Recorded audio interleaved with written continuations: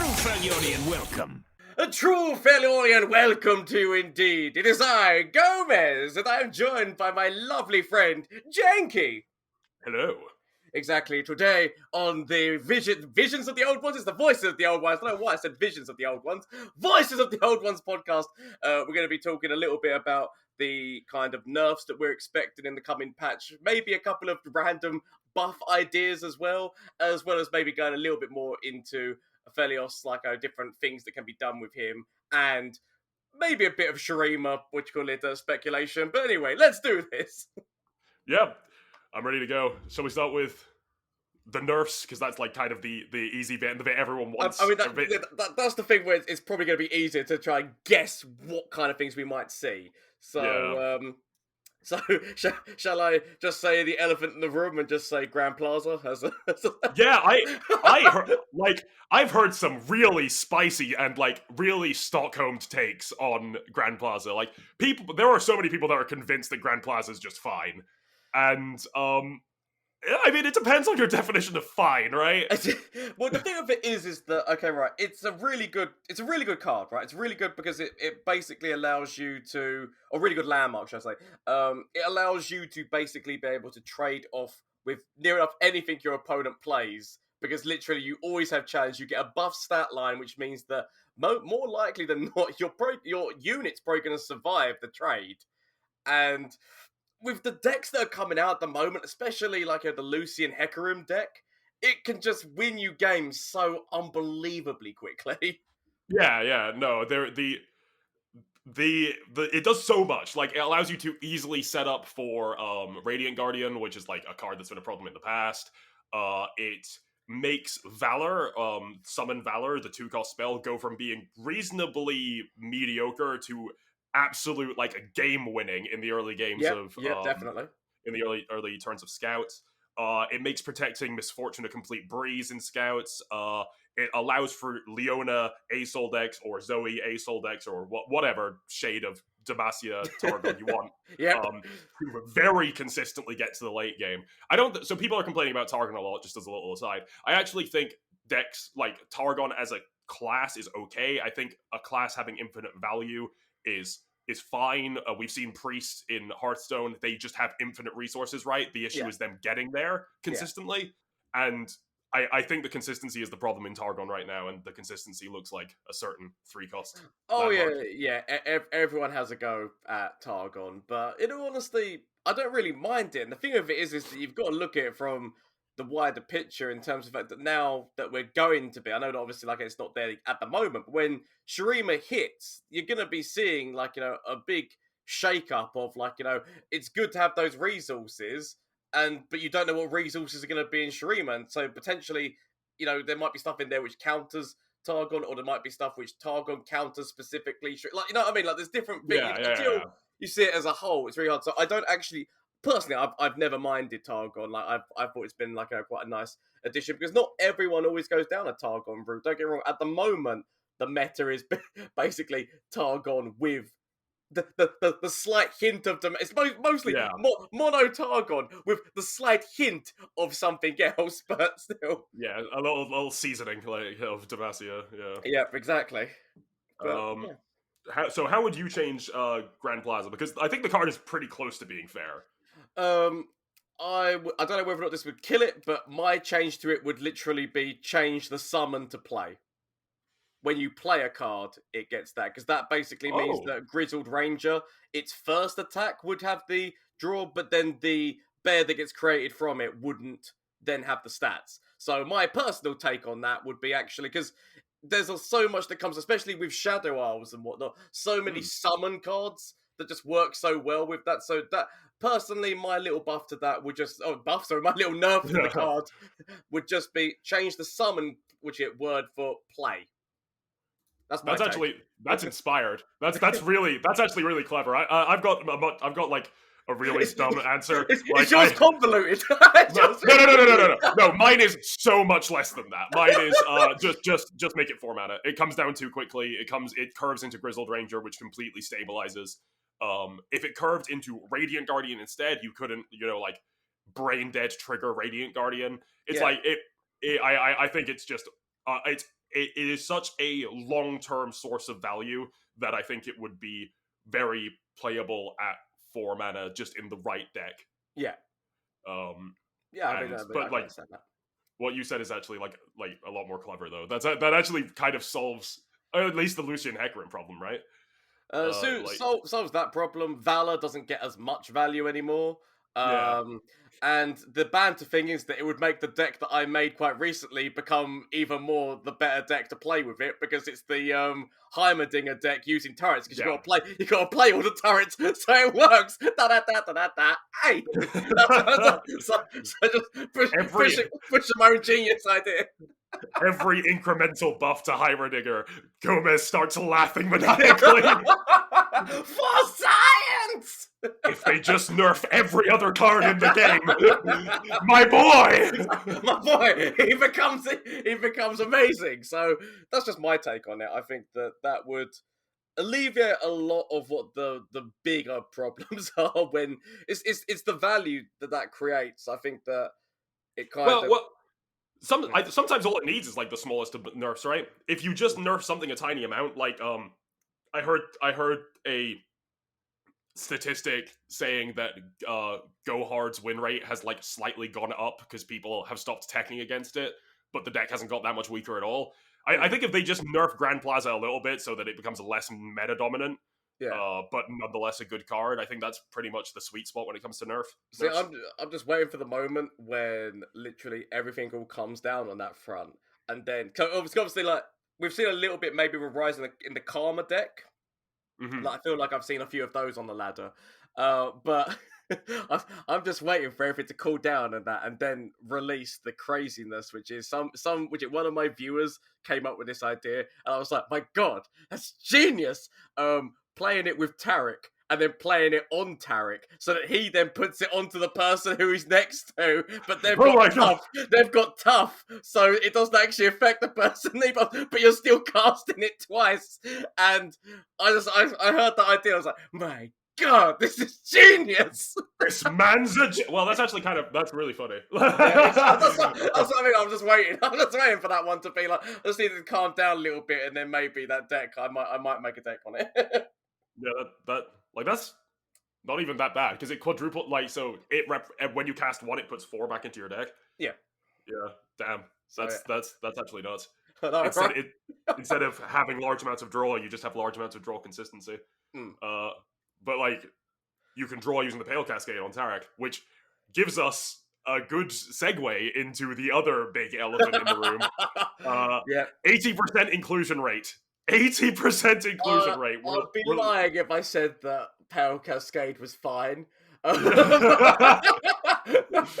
It basically gets so much play for a card. It presents so much value, and the comedy of the fact that there was actually a really big meta deck for a while, which was just the Fearsome deck, where literally it was the Callista Elise Fearsome deck. The only bit of Targon that was in there was 3 copies of Pale Cascade. Yeah, that made me laugh a lot. Like when I first saw that deck, I was like, "You're kidding me! You're messing with me!"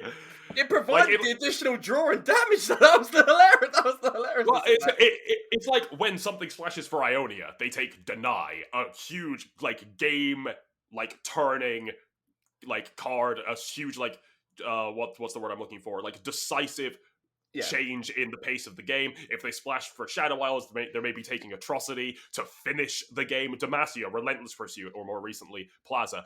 But Targon, it's always this combat trick. It's such good value. It allows you to get through trades. It allows you to draw. It's insane. And the burst speed of it as well, it's insane. So most likely, it's either got to go in one of 2 ways, right? It's either got to go, the cost has got to go up, or you've either got to keep the buff and lose the draw card, or you've got to keep the draw card, but the buff becomes less substantial, like in terms of the fact that maybe the attack goes up, but the health doesn't, so that it doesn't get you past as many trades. Obviously, there's loads of other health tricks, like Troll Chant and things like that can get the health past. So maybe they nerf it so that it no longer gives you the health but just the attack and that, because that, Yeah. that little extra bit of health legitimately gets you through so many things. Oh yeah, it fucks you all the time. Oh, yeah. Like when they are on the offensive, I know to play around Pale Cascade. Yeah. But when I'm on the offensive, knowing I still have to play around Pale Cascade and all of their stuff, like Pseudo has 1 more health, is like a huge pain in the ass. And I think it would be sufficient, at least for the time being, to just make it +2/+0 draw a card. Yeah.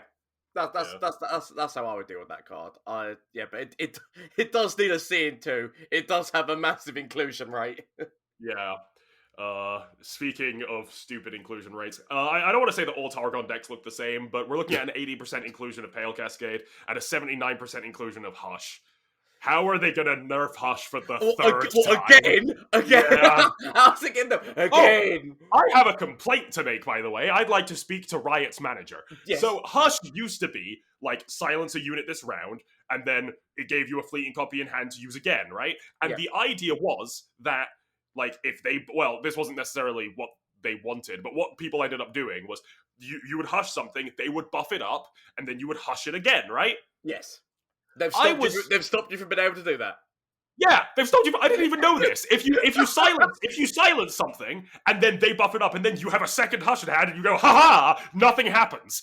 No. I found that out. And it was really funny because I actually was doing that on stream and somebody said to me, like, so I did that. I hushed something and then they buffed it. And I was like, oh, bitch. I had another hush in hand. I was like, oh, well, I've just got to leave it. And they were going, why don't you just hush it? I was like, there's no point in me using the hush. I'm not going to waste another hush on that because it literally doesn't do anything.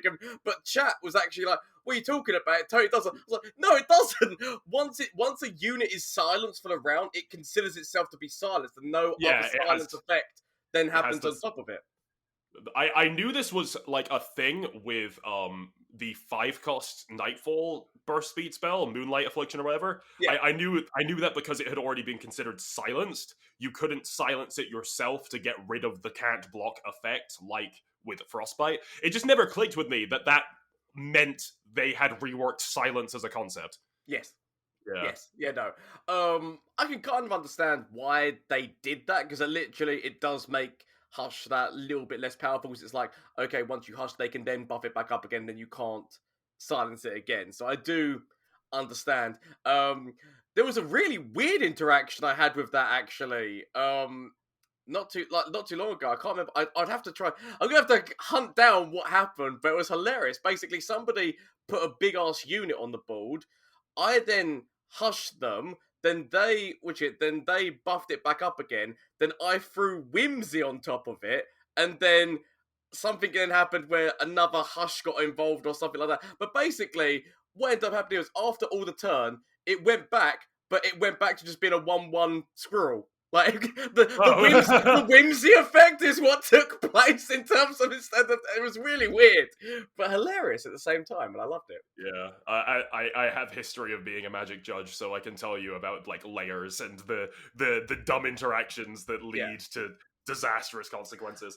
That is interesting though. Like if you transform something into a 1/1 with Whimsy and they Hush it, it doesn't go back to a big dude, right? It just stays a squirrel. That turn. No, the thing is, it was the turn after. No, what I mean, yeah. No, I mean, I am asking. Normally, but if you were to silence it, it just stays as a 1/1 squirrel. Yeah, just in a vacuum, that situation. Yeah.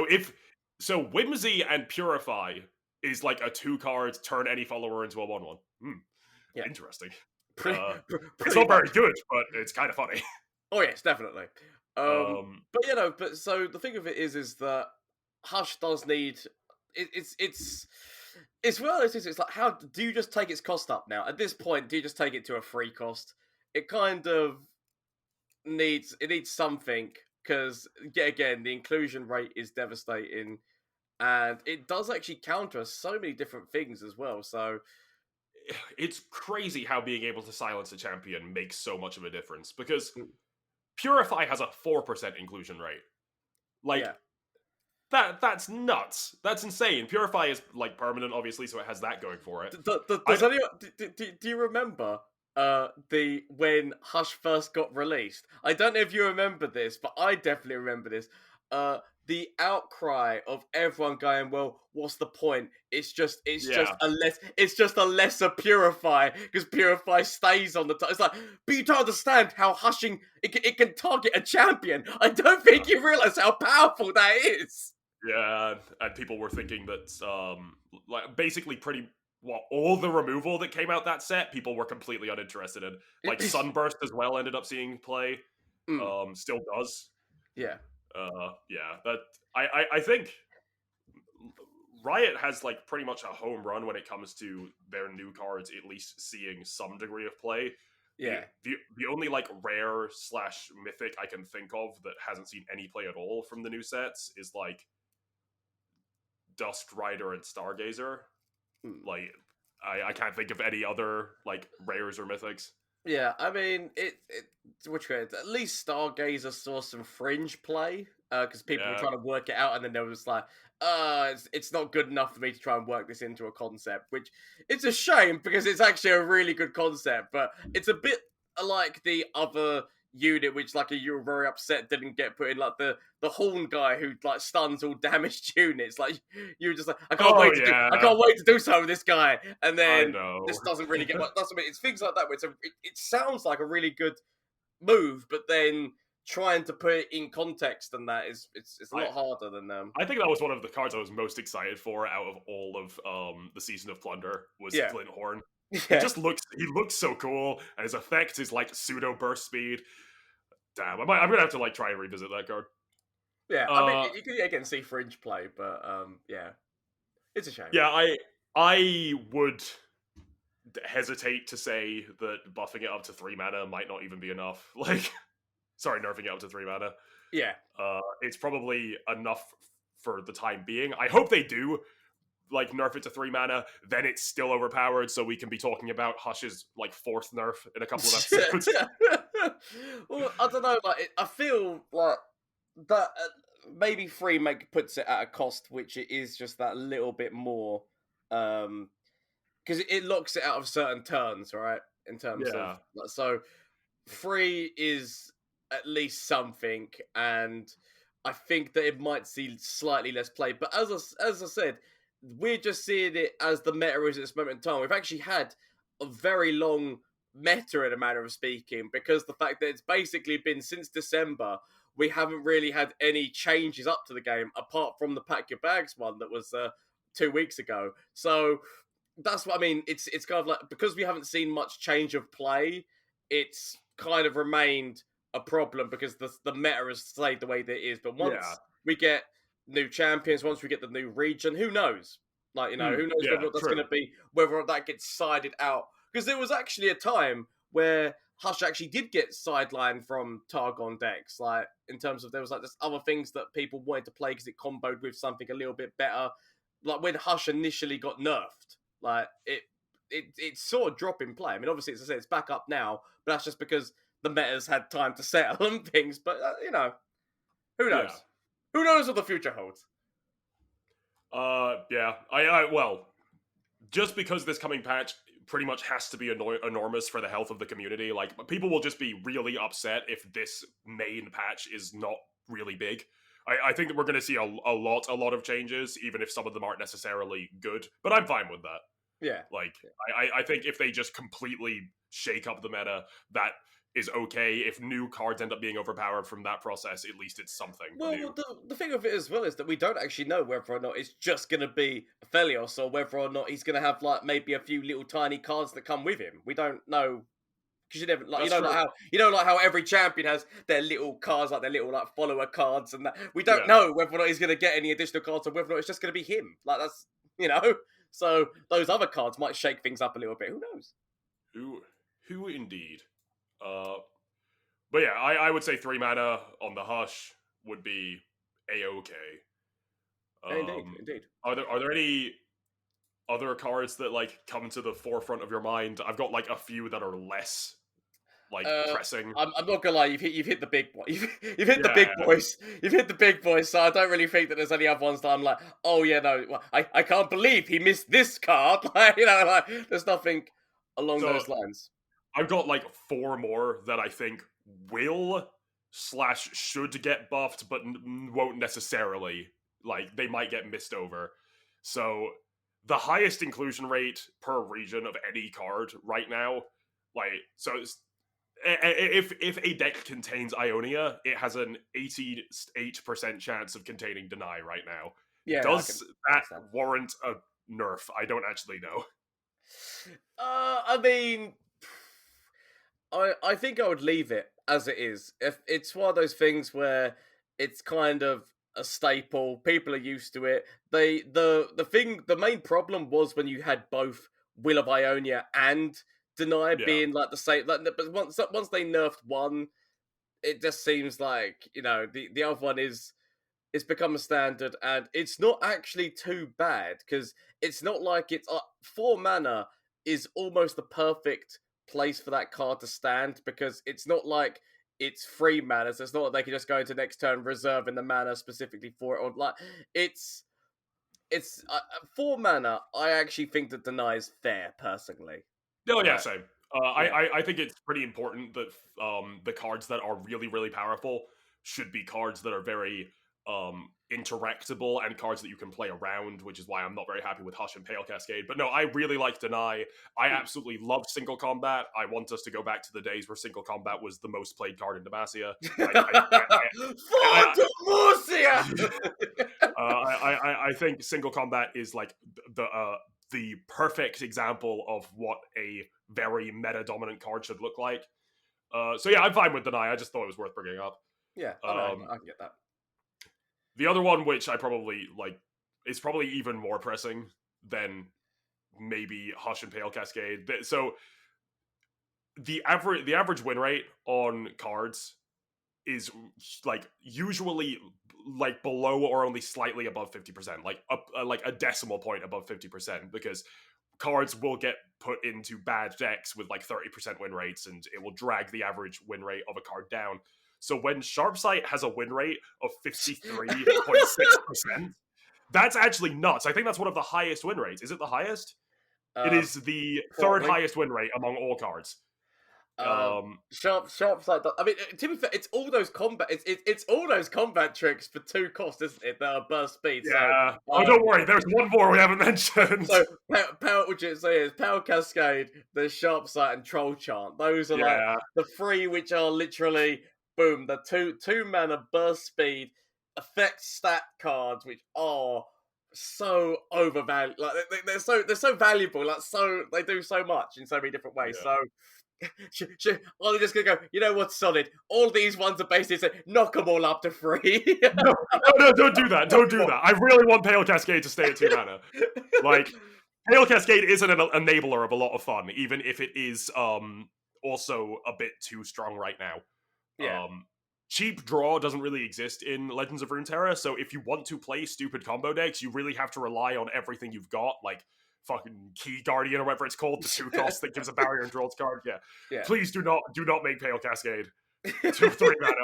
Ryan, if you're listening, never. No, but I definitely Sharp Sight, potentially up to 3 mana.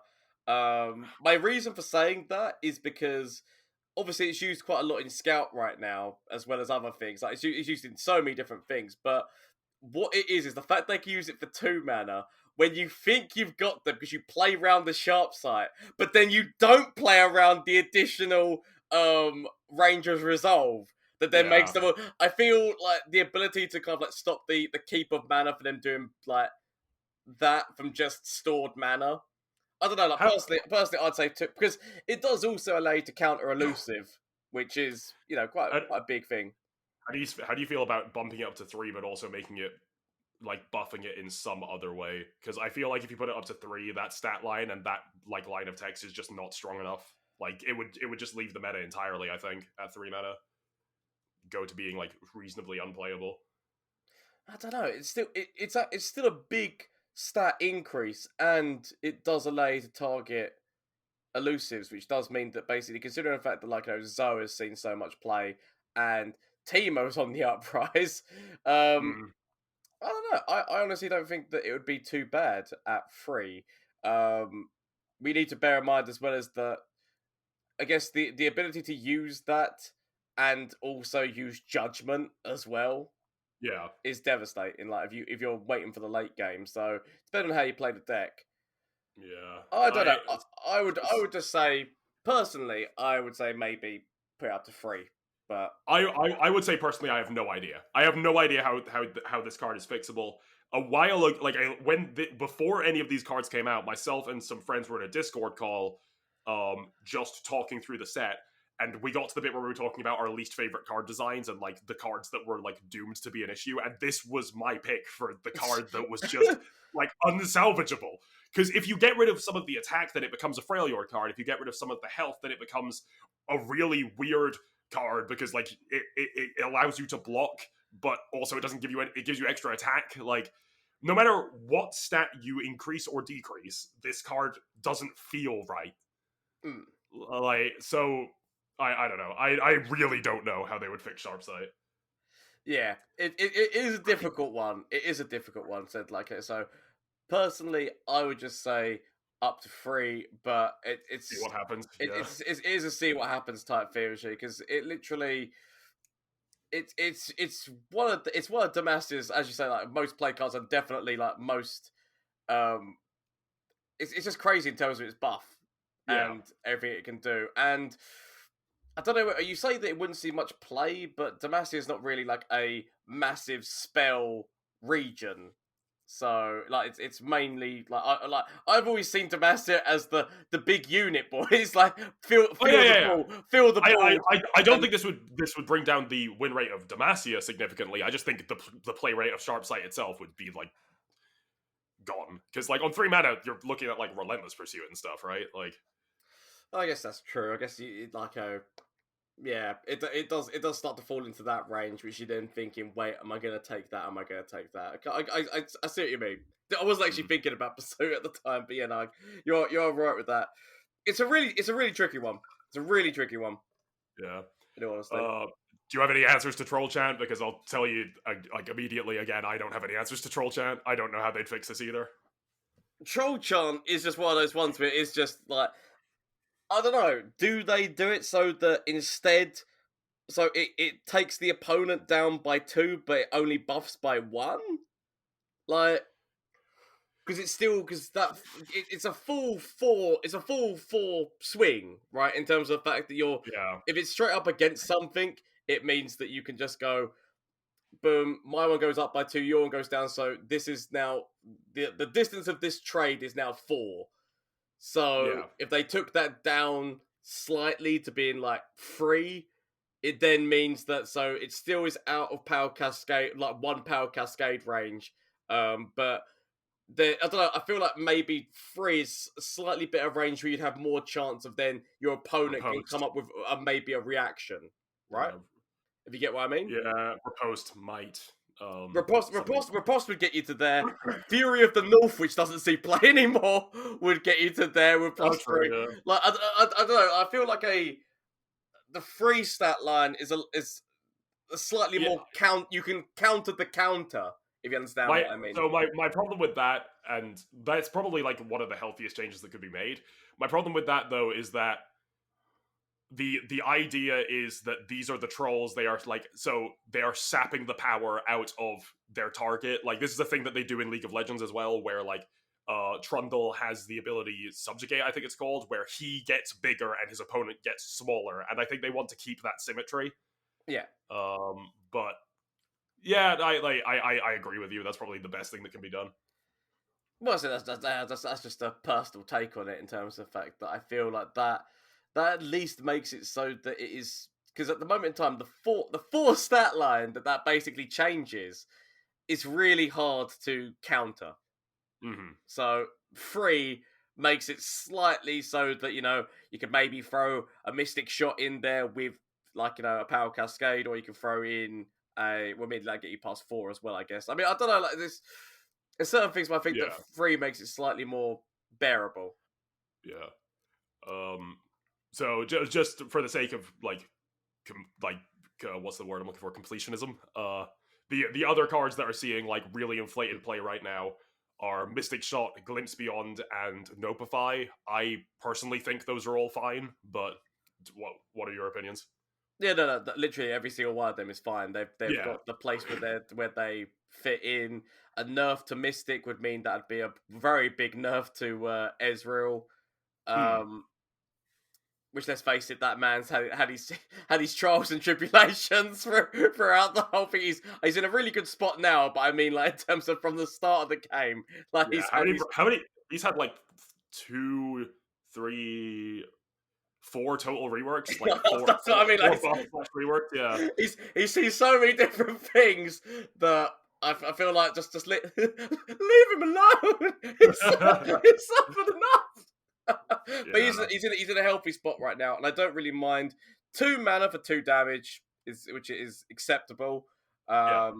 We've got, as I said, Notify is just like, the cheaper deny, but obviously it can only hit spells which are 3 or less. So again, it's got a cut off, and so I honestly don't mind that, because it can stop some of the early game aggression, like Demasia's pursuit, or your relentless pursuit, but it won't be able to stop anything big like a ruination or anything. So I Yeah. honestly don't mind. I don't mind all those cards where they're at. That Yeah. feels fine. Yeah. And the last two I'd want to mention are just the two that are really like hated at the moment and Okay. are seeing like reasonably high inclusions. So that would be Zoe and Captain Farron. Yeah. Like, what are your, because Captain Farron pretty much makes his own archetype, and Zoe just like steamrolls entire games. It's one of those things that you laugh at, like the fact that Zoe got laughed at so much. Like when the Yeah. initial as somebody who criticised her when she first came out, I remember your video. Oh, I should be memed here, nothing else. Right, kinda. The fact that literally everyone said that about Zoe when she first came out. Like, whenever we first saw the thing, was like, oh, 1/1 stat line, easily target, like easily killable. I mean, you got, so when you consider like how many different things instant that can literally kill her like straight off the bat on like that first turn potentially. But if she can survive that first turn and get moon glow on herself, she actually becomes a formidable foe. But Yeah. it's getting to that point of putting that on top of her. She's very vulnerable when she first drops.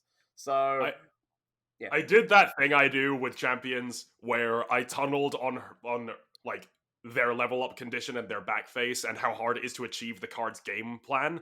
Yeah. But the thing with Zoe is that her back face doesn't even matter that much. Mm. Like, she's just an absolute value engine on the front. It's like Draven, right? Draven on the surface doesn't look that overwhelming because, like, you look at him and he's like, well, his level up doesn't really do anything. And like a new player could fall into that trap, and I did the new player thing and went, well, you can't even level her up. You won't even get to see her back face. Because everyone was saying, like, oh, like, Victor's going to be amazing. What's his face? And Riven. Like, it's all amazing. I did not say Victor would be amazing, but yeah, I did say Riven. I did say Riven would be amazing. But what I mean is the fact that both of their level up conditions and both of their things basically instantly countered by Hush. Like, Hush just goes, boom, done. Yeah. None of that. None of those buffs. Good day, sir. I said good day. So, so yeah, no, it's one of those things where, so, is it weird that I feel like I don't mind where she's at, in terms of the fact that she is still, depending on what deck you play, quite, like, counterable. Potentially, maybe some of the Celestials need a rework. I would say reworking the Celestials before reworking Zoe. I don't actually mind where she's at, because, I mean, what can you? I mean, you can put her cost up to 2, but then she's a 2 cost 1/1. But I guess she is a loose. I mean, I don't know. There's certain bits about that, because obviously, like, the unbelievable value that comes from her is just boom, attack forward. You could then immediately, like, get Moonglow that would cost 2, or like you can get Serpent, which allows you to take things away for it, like allows you to. I don't know. There's like, I feel like maybe a bit of change around in the Celestials might be more what is. I could see that. Yeah, I could definitely see that being something they do. What I'm personally hoping for is they make her a 2 cost 1/2, because then she doesn't die to literally everything. There are some things that you need to use on her twice, like Vile Feast or Withering Whale, Go Hard, so on. Pretty much every Shadow Isles card. Yeah, I mean, literally everything. Yeah, She doesn't die to all interaction that exists in this game, and maybe she won't be seen as a card that I mean, people just play because she's good, and people will actually try and level her up. the comment with the fact is, it's not just all that. Which is like Shadow Isles has got the main stuff that you think of, but boom, Thermal, which like in terms of turn one, you drop opponent, Thermo Beam, Yeah. Blade's Edge, even Death Ray, on which the initial Death Ray, on which it from No one expects the no Death one, Lotus. no one expects Death Lotus or Death Ray. And you say like literally, there's so many different things that could potentially destroy. Even just an immediate boom. When they've dropped that just Poro cannon into Daring Poro just to stop the attack forward from her, Yeah. or parlay. Like there's so many different things on that turn one that could just instantly counter her. I don't think turning her into a 2-cost 1/2 would make her completely unplayable. I think it would be pretty much a side grade, but it would definitely be a diagonal side grade. Like it would be a little bit worse, but it does mean that it's more viable to really try and properly go for her level up. I would like to see champions reach their full potential instead of just be used as the card that they are. I mean, potentially, I feel like what needs more of a. I know that it's bad because he recently got a rework, but potentially Lee Sin needs another little look at the situation. Oh yeah, just because obviously the Zoe Lee Sin deck. Zoe's not actually the problem in that deck. It's Lee, but Lee was the problem in the Zed Lee deck as well because obviously it's just so powerful once you put that. What's his face? Yeah, with that argument, maybe we shouldn't be nerfing Farron, which I would be a fan of. I love Farron. Instead of nerfing Farron, maybe it's Draven that's the issue, because he has been a problem for the longest time as just being more powerful than pretty much any other 3-drop. He is really good. I will admit that Draven is amazing, and I don't know. I don't know what they would do. In all honesty, I don't know what they would do to him because. To Draven, I think they would just make it so that it's not play or strike creating Spinning Axe, it's just strike. Yeah? Yeah, like if just make it so that when he enters you don't get the Spinning Axe immediately. I think that would be perfectly sufficient. I'm surprised they haven't done that already, actually. Well, that's actually a good point. Yeah, no, that could potentially be that would be a big nerf to him in a matter of speakers, literally, because obviously their big move is boom, throw him out, axe up on him immediately, and then throw away like a Vision or Jerry or the challenge. Literally just getting away his ability of just getting an axe the second he's played. Actually, is a big downside. Yeah, so it also gives you less discard fodder for the Farron deck. Like you can't just play Draven attack once and then rummage. Yeah, so I don't know what I would say as being like, what you could do to Lee, but I honestly think that Lee, idea. Actually, well, a correction, I do kind of know what I would say to do with Lee. I would say change the barrier keyword. Give him something else. Give him something else other than barrier, because what happens is, in a manner of speaking, I know that it's to get him there, but he's got a reasonably good stat line as it is, like when he first drops, and once he levels, the barrier actually becomes really useless to him because all he's doing is kicking somebody into the core. Yeah. So my thing would be, say, give him a different keyword other than barrier, because by doing so, you allow counterplay, like a lot more. Like it's really hard to counter him because literally it's like, well, I can't throw a damage spell at him because the son of a bitch is just going to put a barrier on, or I can't add attack into this mean to attack into him because then he's just going to get a barrier again. So I feel like the nerf to Lee, that just to like make him like 100% like more fun to play against, I guess, would be remove the barrier keyword. That's all I'd say. Yeah, I agree with you that the barrier is the issue part, but the problem is then, like, what the fuck do you give him? Like, because they've already got the animation down. Like, unless they're gonna change the animation, which I don't think they will, where he, like, crosses his arms and braces himself. So what could that look like? Extra health, tough. Tough is a Demacian keyword. Extra health doesn't really, like, solve the issue. I think he's, like, just such a weird card that it would be really hard to do anything.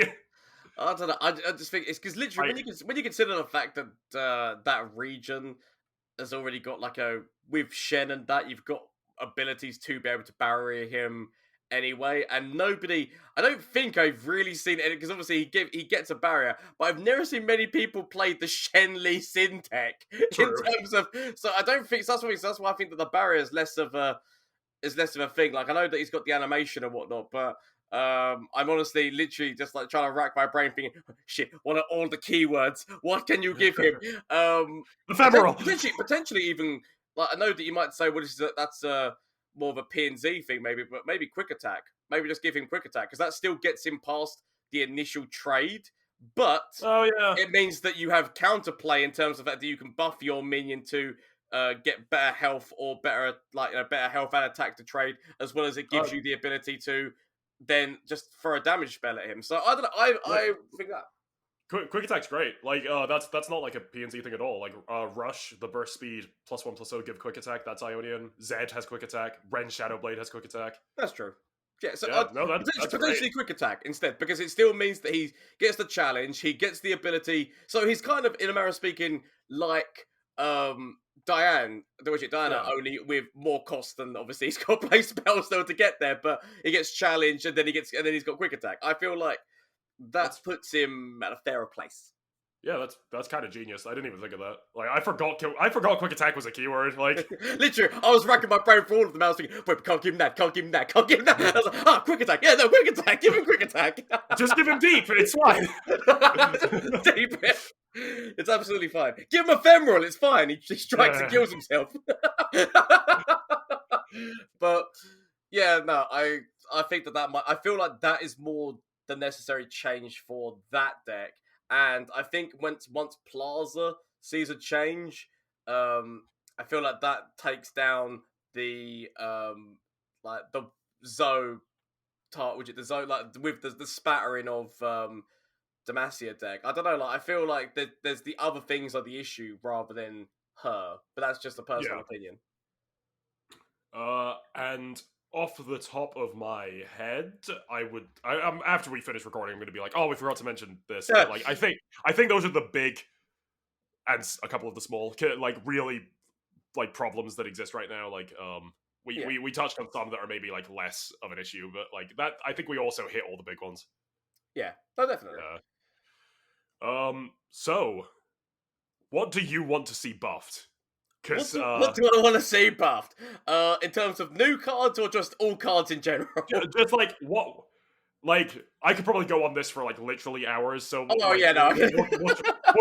we'll try and hold back with this bit. But like, what cards in the entirety of the game do you think are really interesting designs that are just like not particularly playable right now? Yeah, it's a hard question. It's in honesty, that is a really hard question. I will just say like what you said at the start of this, and like I got touched on a little tiny bit, but you said Stargazer it's such an interesting technique, but it's just not really playable at this moment in time. But as I said to you, that card would see a far lot more play if Star Spring was at the beginning of the turn rather than at the end of the turn. But yeah, with the way that things are, and then the ability to like make sure that damage is done to something and then heal something, which you can do in a manner of speaking, because you could play a gem deck and then which could just like make sure things take damage, have her on the board, then gem up. But it requires so much resource to get to that point because you have to play her for 4 cost. Plus making sure that you've got gems in your hand and making sure that things are damaged. So potentially taking down her stat line and reducing her cost, she might see a bit more play, because it's actually a really interesting technique. It's just that for the 4 cost, it's really hard to justify putting her in a deck. Yeah, I would like to see that. I would like to see a deck built around that card for sure. It's a really good. It's a really good concept. I like. It's a very interesting thing. Like, I do like that. It's the same as I would say the other interesting text is the what is it, Mage Stoke or whatever it is, the henchman, the strike Next is make an exact copy of myself. Maidenstoken. Exactly, Maidenstoken henchman. I just feel like that could. It's one of those cards that has a really interesting keyword or really interesting like text, but it doesn't really see play because it's like, how do I fit this in? I would almost take that card at a lesser stat level for cheaper and then work it into something. Because again, for 5 cost, then try because you Like, could. Yeah, sorry. yeah, well, I was just thinking what they did with Jay Medarda, where they just made it more playable by reducing some of the stuff it has and making it cheaper.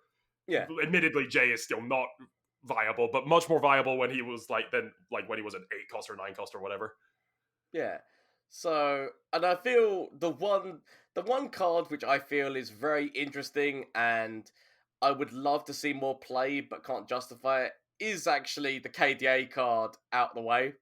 Oh Because yeah, out the way for the rest of the game, it's such a good thing, but then it's one of those things where you put 3 of them in the deck or 2 of them in the deck because you really want to get there quickly because it's got such an amazing ability, right? Especially it works so well with the daybreak mechanic because there's so many of those things which can just jump on the board with unbelievable stat lines to begin with, and the fact they can keep that if you've played out the way. But it's the fact that you've got to wait until you have 5 mana, you've got to wait until you draw it, but then once you play it, it is literally a 5 cost slow speed draw 1 card. I feel like that card, the buff that you could make to that card is literally the same kind of mechanic that they've already got set up with Pack Your Bags, whereby the initial one is that 5 cost slow speed, but then once it's played, turn the rest of these cards into, and then make it like slightly cheaper. It can still be like a draw 1, but turn it into something which is then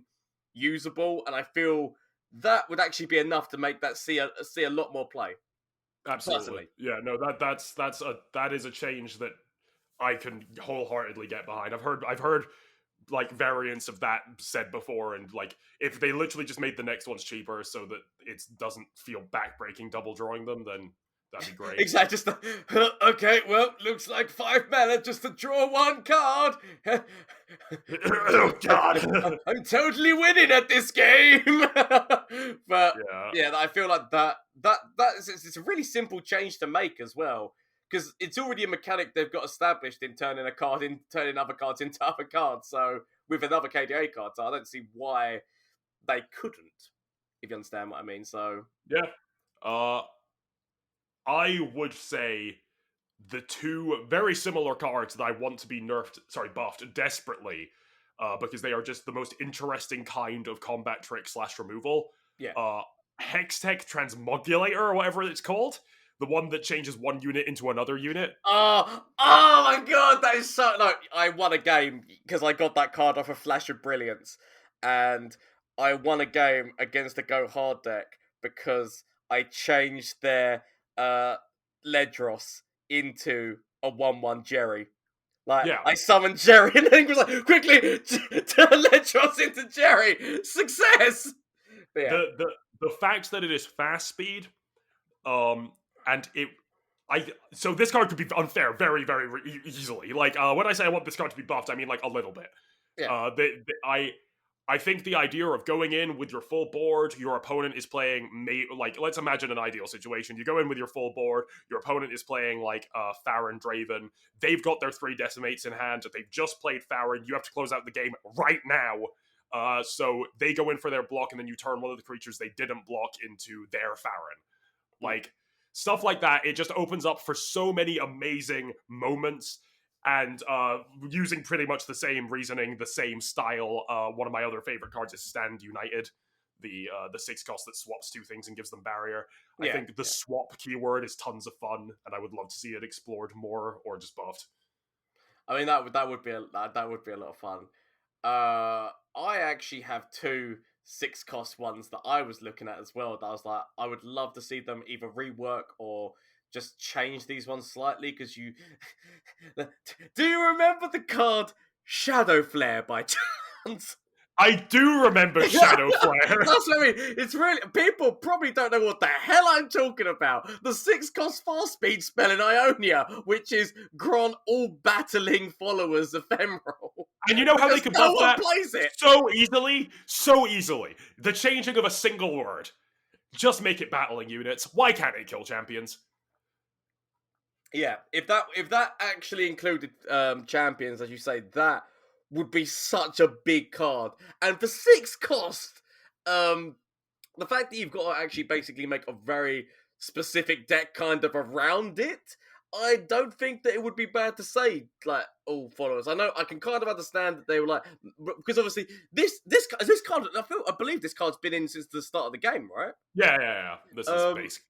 Yeah, that's what I mean. So I feel like it just needs a little bit of a change up.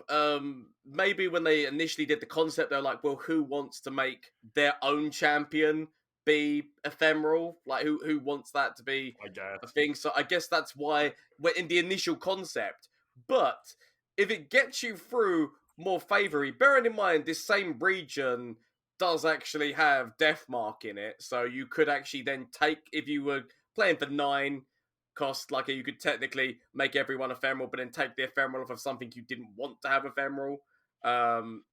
Potentially, that's a thing. But I don't know. I feel like I would love to see this card see play, and as you're right, like hitting champions as well would be amazing. Like in Magic the Gathering, there is a card that I cannot remember the name of for the life of me that says it's fast speed in essence, and it says whenever something deals damage to you this turn, destroy it. So after your opponent has already got in for attackers, you can just choose to tank all of that damage and kill their entire board. And I really like that card, even though it's basically unplayable. I like the idea of using your health as a resource to kill your opponent's stuff. And I would really like whatever what did you say it was called? Shadow Form Essence? No, Shadow Flare. Shadow Flare. That's what I mean. It's really less heard of because nobody thinks about it because it's like such a dead card. But I would love to see them do a little bit of a rework to it. I don't know what they would do. As you said, maybe it because the thing of it is that the ability of making all attacking things, not just followers. If they made it so that it was all attacking things, so it did affect champions. The fact that would actually be such a devastating thing to use with Hecarim, because if you leveled Hecarim up and then made everyone so you went forward, but then you wait for your opponent to do the attack or the defense, and then you literally just made everyone ephemeral. Number one, Hecarim would buff himself +3. He would +3 to everything on your side of the board. It would just be. I would hesitate to say that's probably stronger now than it would be if they buffed it in that way. Because you can still do that now. It's just Hecarim doesn't die first. Yeah. If you did that post the buff we're suggesting, then you'd go in for the attack. The ones that he summoned would be to the right of him, so he would die and then they would lose the buff. It's it's a little bit awkward, but it's also really cool. The other card in that 6 cost slow speed range, I'm going to say, is Strong Arm. I would love to see it change to Strong Arm, personally. Just Isn't because... that 7 cost? Is that only a 6 cost? It's a Strong Arm 6 cost, slow speed, plunder, so you've got to make sure that you hit your opponent's Nexus, which you can obviously do with Warning Shot or something. Place a follower in play into your hand. So it can only... So it's just one of those things where literally it's just a... whoop, take that from the opponent, but it's because it's one thing. It never saw much play anyway. But now that Spell Shield, because this actually entered the game when Spell Shield wasn't a thing, because it entered the game in Bilgewater, so obviously before Targon even existed. So I feel like this card just needs a bit of a change up, potentially making it fast speed or just reducing its cost down to 5, maybe.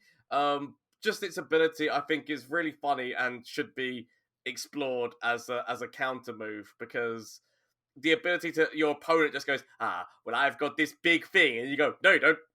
Okay, it belongs to me now. I feel like that could. It's a card which I would love to see them just change up a little bit. Yeah. While we're talking, one more. There's one more 6 cost that I would very much like to see buffed. And, go for it. I have been fiddling with this card for the greater part of a month now, and I can't make it work. Is RL the Tracker? She is just not statted well enough. I think the idea of stacks in this game is not particularly. Is stacks a Hearthstone term, or do you know what I mean when I say that? I think it's just a Magic thing, right? You might have to help me out. What do you mean? So stacks is a deck archetype that that doesn't really exist in the game we play, LOR. Yes, that's the one. You know that game we play. The game that this It's podcast is about. it's the idea of stacks is to just grind your opponent to a halt and slow them really down. Usually, there's like a fine line between what is stacks and what is hate bears. I would say that the 1/3 in this game that makes all spells cost one more is a stacks piece, but it fits better into a deck that's called hate bears. It's hard to explain, but the idea of your win condition just being removing all of your opponent's win conditions through like things that you have on field. Yeah. That was my doorbell. The idea of like, so your opponent only has like 2 units. Every turn you're chopping one down with RL. They have difficulty establishing a board because you just keep on killing their stuff with Nox Karana Arena and RL, and every time they establish a new threat, boom, it's gone. And your opponent can see your removal. It's in play. Like, they're just looking at their hands sweating, like, there's nothing I can do to get out of this lock. That is stacks. I mean, it's kind of, in a manner of speaking, what the Tom Kent Shiraka deck could turn into, because it got to a point where you'd be, okay, yeah. Tom Kent's on the board, he's got an unbelievable health stat, he can literally anything I play at this point, he can just eat, and then he just gets immediately healed back up again by Shiraka, so it's that, Yeah, Tom Kench himself is a great example of a stacks beats. Yeah. I want there to be like more decks like that. Like I want stacks to be like a legitimate thing that you can play, because I hate having friends and I like making my opponents suffer. Like, but I get what you mean. But she definitely needs to see a little bit of work, because as you say, it's a really interesting wording on her thing, and there's so many different things that you could use, like gems on top of her to make her strike. You can use Draven axes. Like, she's got so many different things that can kind of or just ribbons.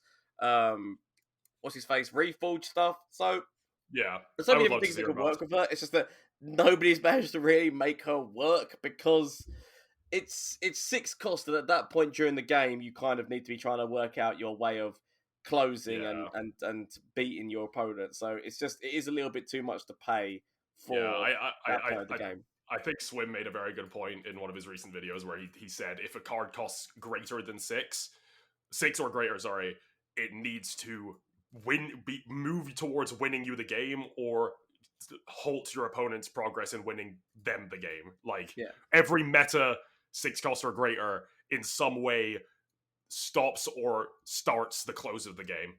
Yeah. Which is a pretty eloquent way of saying that. So potentially just a reducing cost for her.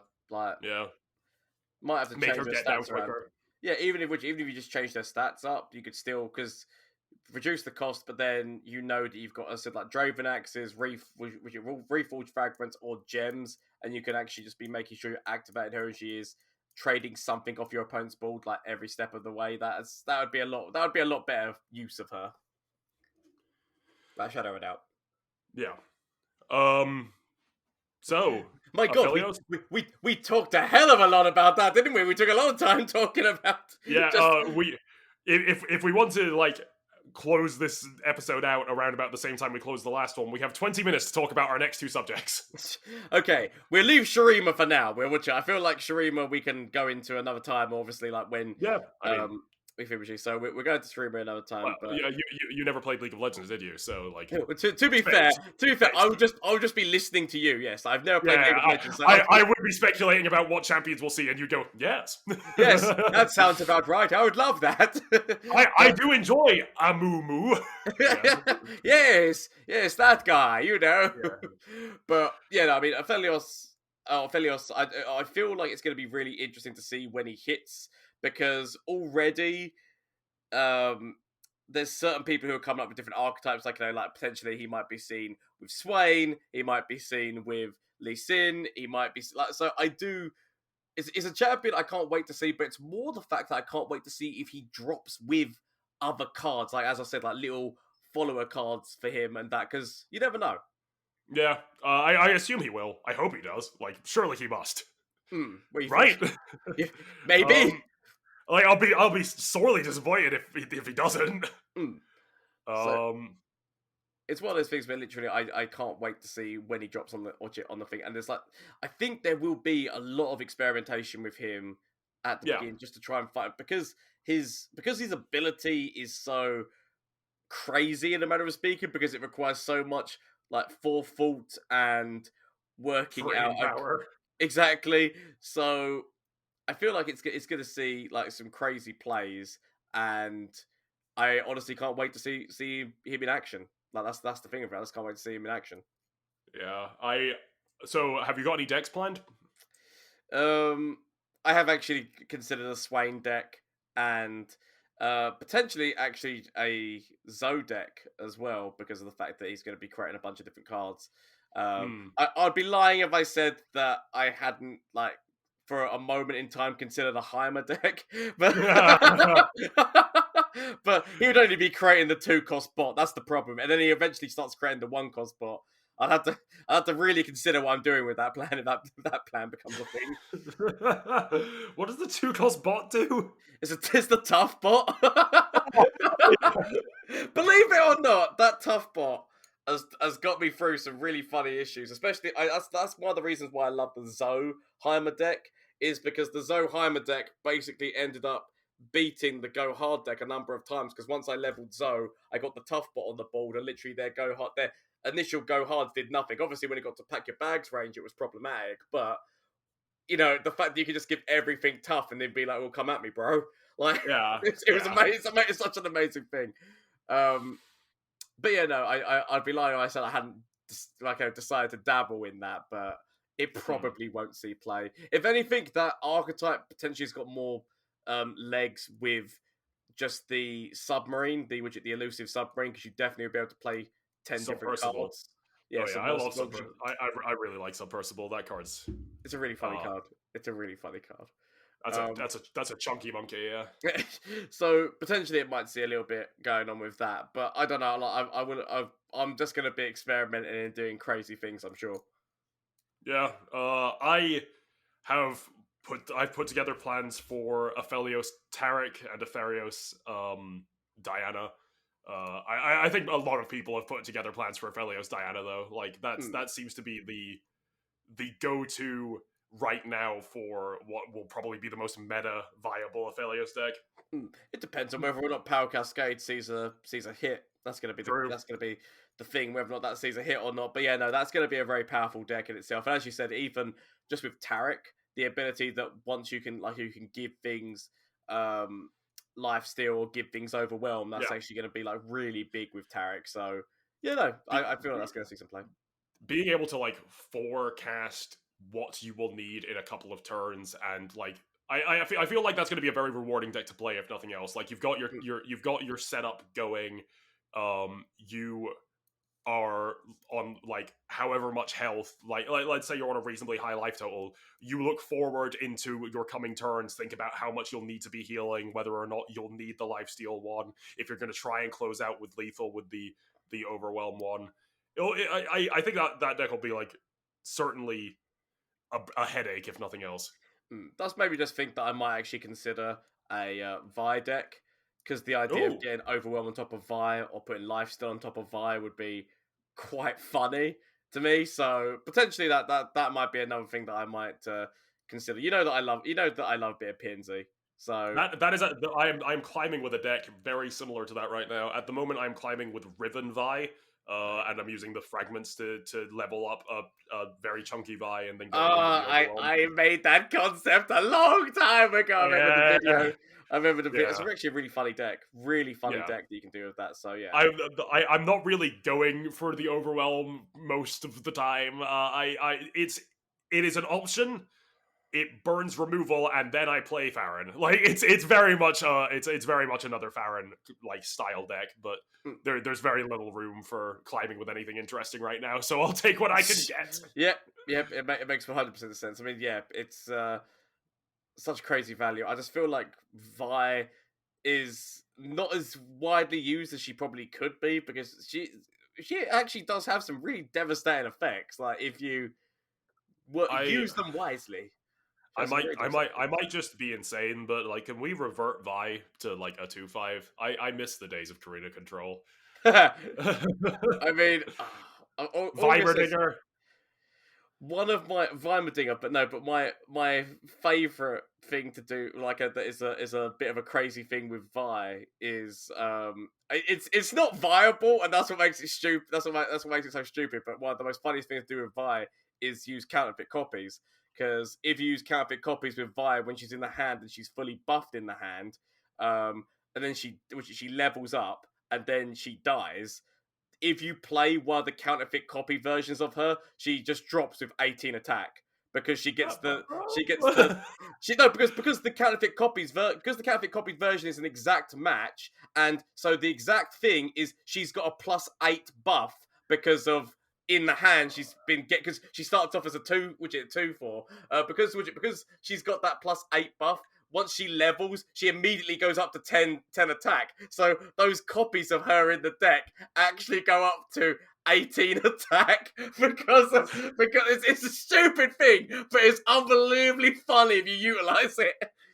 So what I'm hearing is tomorrow when we have this Jankoff contest, I'm gonna lose. Like that's not necessarily true.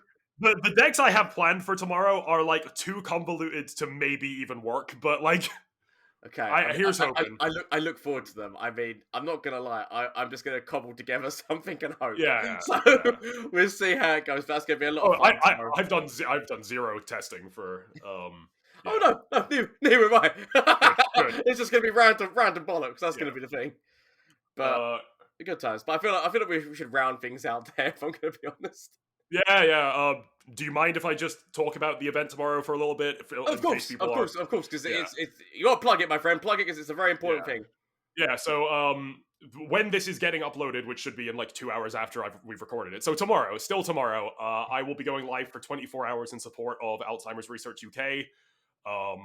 If anybody wants to tune in and show support, that would be greatly appreciated. Even just having people there and increasing the view count makes more people see the stream and more likely to tune in. People are just going to click on something with 60 views more than like 10, you know what I mean? So if you are listening to this the day it comes out and you would like to show support, twitch.tv/janky_LOR. And that's my little plug. Definitely check it out because he's like Janky's done a lot of effort getting this all sorted out. He's got in contact. He's got in contact with a lot of Legends of Runeterra streamers and content creators, and so there's going to be quite a big turnout in terms of that, and including me. I mean, I'm just a little man. I'm a small fish in regards to this, but also like there's a lot of really good Legends of Runeterra streamers. So I would definitely recommend you got get involved, people. Thank you. No worries. You have so much more energy than I do. I'm massively looking forward to it, my friend. Okay, cool. So, shall we wrap it up?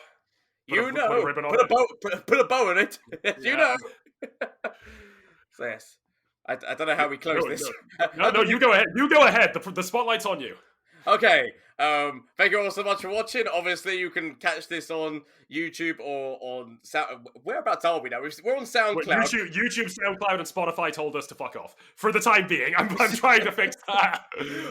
We'll sort it all out, but we're trying to get ourselves out of there. So if you enjoyed yourself, why not consider following on any of those platforms and whatnot. You can catch us at all of our links down below. As well, so like our Twitches, our YouTubes, like if you're watching on YouTube, there should be the links down below to all of our respected channels and things like that. But definitely check out Janky's. Booty's going to be streaming tomorrow, doing like a charity live stream. He's going to be awake for 24 hours. Give him some some love, people.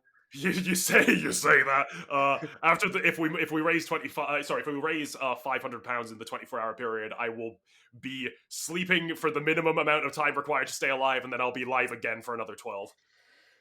Devastating, even more so. So yes, definitely support this. Definitely support Janky. He's an amazing content creator and whatnot. So definitely get involved. But other than that, all I have to say is thank you all so much for listening. Hope you had a good times, and until next time in the Runeterra sphere of things, this has been the voices of the old ones. Good day. We'll see you next time.